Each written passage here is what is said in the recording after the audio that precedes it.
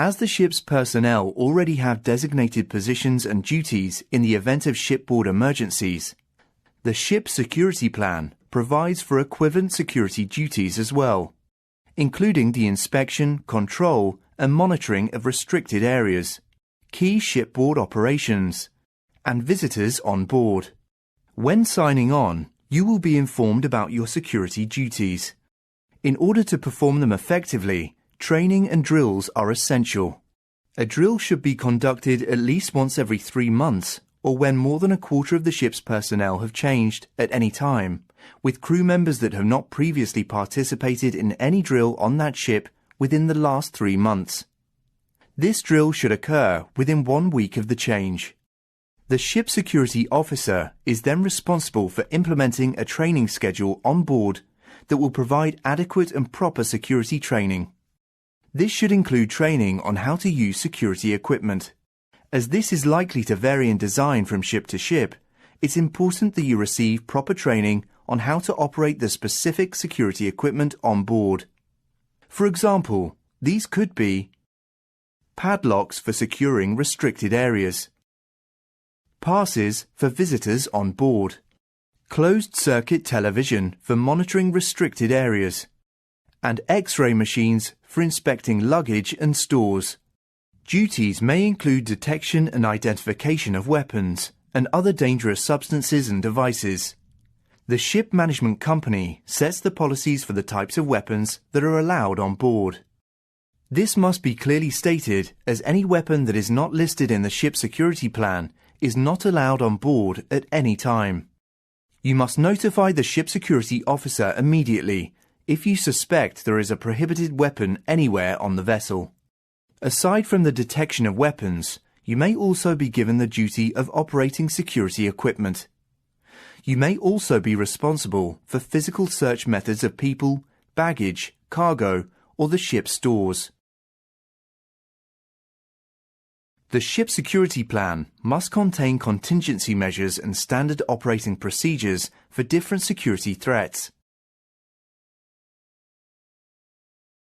On receipt of a bomb threat against your vessel, it's essential that you follow the applicable procedures in the ship security plan, which includes assigning personnel to search designated areas of the ship and outlining what to do if a suspicious package is found.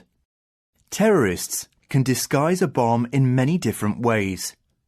Instead of looking for a bomb, you are looking for anything irregular or suspicious. Your response to locating a suspicious object will depend on the equipment you have on the ship. Search teams should not use walkie-talkie or radio for communication or reporting. Radio waves could trigger a bomb. Use fixed internal telephones. Some vessels have specialized equipment, such as blast suppression blankets, but most will have to seek specialist advice from a competent shore authority. You will find further details on this in the ship security plan. When searching for a bomb, it's essential that you follow the rule, eyes, not hands, as touching a bomb may cause it to detonate. If a ship is in port when a bomb warning is received, the master, ship security officer, and port security officials will discuss the situation and arrive at a collective decision and take the appropriate action. This may involve evacuation of the ship or shifting of the vessel to an anchorage. Each case will be evaluated on the prevailing circumstances and the nature of the threat.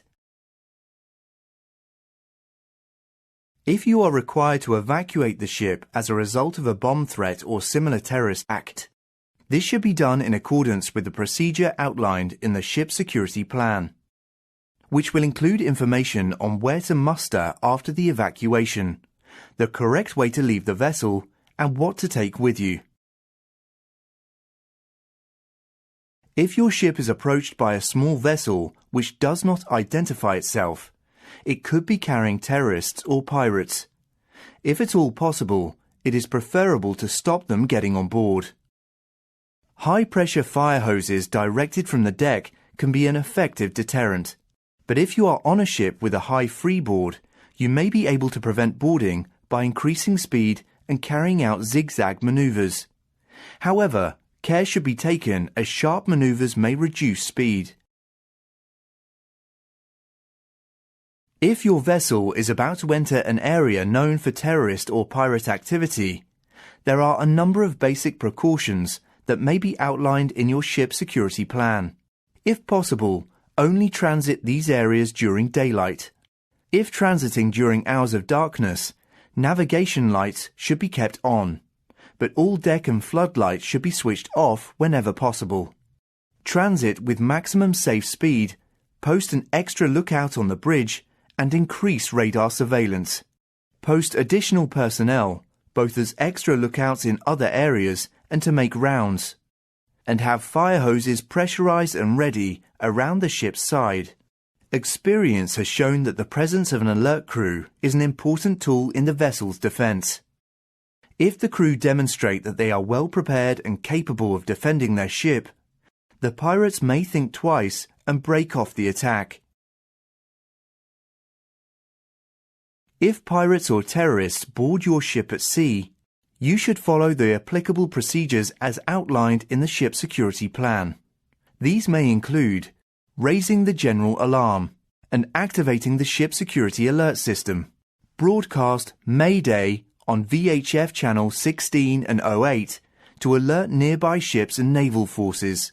Ensure that all passengers and crew, other than the bridge team, stay together in one safe location or citadel. Most importantly, do not confront the boarders. Wait for outside help.